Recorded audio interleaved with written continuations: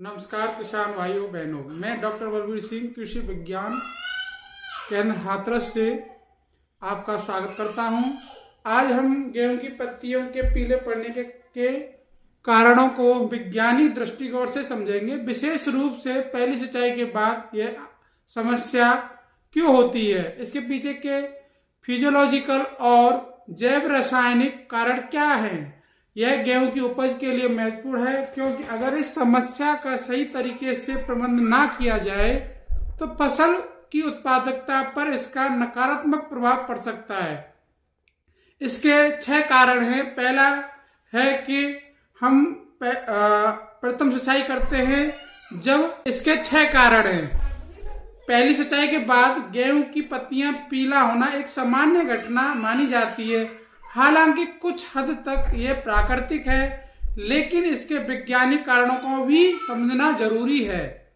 यह घटना कई जैविक और रासायनिक प्रक्रियाओं से जुड़ी होती है जो पौधों को विकासशील अवस्था पर निर्भर करती है, जैसे मिट्टी में जल और वायु का संतुलन।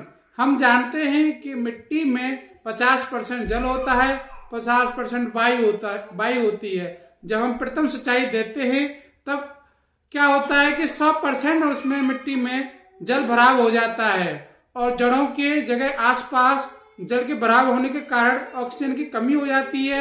इसी को हम एनारोबिक अवस्था कहते हैं। इसमें जड़ों की कोशिकाओं और जड़ों की वृद्धि में कमी आ जाती है, जिससे प्लांट यानी पौधे पोषक तत्व नहीं ले पाते हैं और उनकी वृद्धि रुक जाती है। दूसरा कारण यह है कि जल तनाव। जब प्लांट को एक साथ पानी दे दिया जाता है और ठंड रहती है, उसके कारण प्लांट की बारीक अवशोषित जड़ें नष्ट हो जाती हैं, जिससे पोषक तत्व का प्रवाह रुक जाता है। तीसरा रीजन है कि किसान भाई क्या करते हैं कि सोइंग के समय ही पूरा नाइट्रोजन यानी नत्रजन मिट्टी में डाल देते हैं, फिर उसके बाद वो कभी यूज नहीं करते हैं। जब हम पहली सिंचाई करते हैं तो जो हमने पूरी मात्रा में जो नाइट्रोजन दी है वो निचली परतों में चले जाती है। जब निचली परतों में चले जाती है तो प्लांट नाइट्रोजन का अवशोषण नहीं कर पाता है। नाइट्रोजन हमारे क्लोरोफिल और प्रोटीन संश्लेषण के लिए उपयोगी है। इसलिए हमें हमेशा नाइट्रोजन की मात्रा को पहले आधी मात्रा में दो, फिर उसके बाद पहली सिंचाई के बाद दो, फिर 45 दिन पे दो।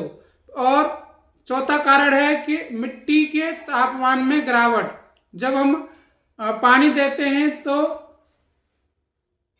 मिट्टी का तापमान 3 से लेकर 6 सेल्सियस तक कम हो जाता है, खासकर सर्दियों में, जिससे जड़ों में एंजाइमों की गतिविधियां कम हो जाती हैं और कोशिकाएं फटने लगती हैं, क्लोरोफिल टूटने लगता है। यह भी पत्तियों को पीला पड़ जाता है। छठवां कारण है कि सूक्ष्म पोषक मिट्टी में अत्यधिक नमी होती है और कुछ पीएच का भी प्रभाव रहता है, और कुछ जैसे फास्फोरस है हमारा, ये अघुलनशील रूप में परिवर्तित हो जाता है और अधिक पोषक तत्व भी निचली परत में चले जाते हैं। और यदि आपको दिखे कि नसों के बीच पीलापन है तो मान लेना यह आयरन की कमी है। इसको हम आयरन क्लोरोफिस कहते हैं। किसान भाइयों, इसके लिए हमें कुछ समाधान है, वो आप आसानी से कर सकते हैं। जैसे हल्की सिंचाई करें, नाइट्रोजन की ड्रॉप ड्रेसिंग भी करें, जल निकासी की व्यवस्था रखें और आयरन, सल्फर और जिंक का स्प्रे करें और मृदा में जैविक कार्बन भी बढ़ाएं, जिससे